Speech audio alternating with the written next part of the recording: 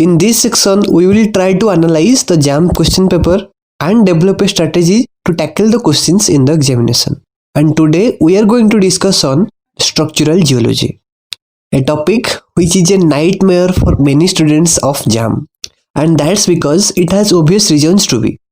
First of all, whenever you talk about the strategies in any particular examination, then you think of some important points or parts from which questions generally come in the examination.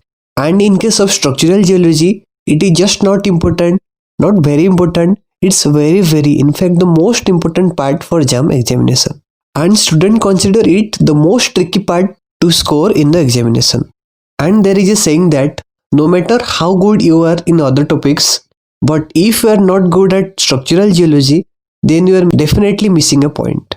I must tell you the beauty of the subject. So, structural geology is for rankers. That means it determines the top rankers of the JAM.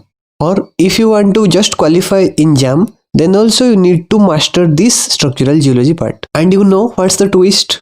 It is the most uncertain part for JAM. That means you just can't predict what is going to come from structural geology in JAM. So you can say it is the most unpredictable part for JAM examination. So that's why many students have asked about the strategies about how to prepare for structural geology part in JAM. As I have already mentioned that it is the most unpredictable part for JAM, but still we will try to analyze the paper and build up a strong strategy for your preparation in structural geology. So as always, let's start with the number of questions in every year. Here we are not considering the different number of questions asked in different years in JAM examination, but we are taking a close look that how many number of questions are asked in MCQ, in MSQ and in NAT. So if you look in the graph, then you will see the long green bars there. They represent the number of questions asked in numericals from structural geology every year. So from the graph, you can clearly say that the number of questions asked in structural geology from numerical section is much higher than any other topic. And that's the point where many of the students fail to get more marks. So let's discuss them one by one.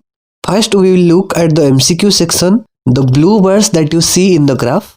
Then we will look at the MSQ sections, the red ones. And then at the last we will talk about the NAT portion. So first, let's talk about MCQ for structural geology. So from question number 1 to 10, there is a chance that you may get 1 to 2 questions from this part, or you may not get a single question from this part. But yes, definitely from question number 11 to 30, the MCQs that carries 2 marks each, from that part you will get questions from structural geology for sure. And here is a list of the topics that you should focus on while preparing for the MCQ of structural geology. So the first one is B's rule.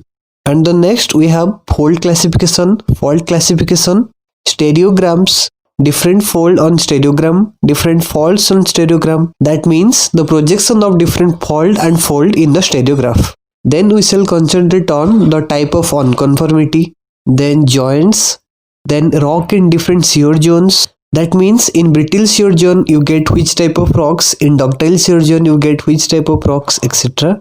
And at last we should focus on the outcrop pattern. In this figure you can see a brief summary of B's rule. And for a proper understanding of the stereograph and the stereographic projection, I suggest you should definitely check out T.K. Biswal sir's lectures. I will link them down in the description. For BSc students, you should definitely see part 1 and part 2 of that video, and you may skip part 3. Next, let's talk about the MCQ of structural geology. Although there are various topics in structural geology from which MSQ questions can come, but the questions from MSQ frequently comes from the shear zones, the fold and fault classification, deep strike, plunge and pitch. The concept of these deep strike, plunge and pitch is very much important because in MSQ you get questions that are mostly conceptual, and the concepts of deep strike, plunge and pitch, they are very basic and you need to clear them all together. Next, we should consider the recognition of fold, fault and unconformity in the map, as well as the structural features that are used to recognize the fault and unconformity part. And next, we should know the plotting of different blading planes on StereoNet. Now let's talk about the numerical section in JAM from structural geology. Now this is the most important part of structural geology in NAT. For NAT, the most important topic from JAM is structural geology. And in this part, students struggle to get marks. And although there is no repetition of questions any year, but yes, the concepts do repeat. So here is a list of the most important topics from which questions are asked in NAT very frequently. And the topics from which the NAT questions generally come are thickness of the bed problem, the problems of deep, strike, plunge and pitch. You must take into account the map questions which constitute of fold and fault. Then questions are very frequent from true deep and apparent deep in maps. Then questions also come from fault in map. The deep slip, strike slip and net slip problems are very much frequent in JAM. Next, from fault we get the questions from throw and heave, and in fold we get the interlimb angle questions. Next, from stratigraphic projection we may get any type of problem in stratigraphic projections. So before going into the examination, make sure that you have a good grasp on all these topics. For NAT section, we are going to start a special series in which every concept will be covered and every questions will be solved with complete details. So if you want to be a part of it, then make sure to stay connected with us. That's all for today. Hope this video is useful for you. Thank you for watching.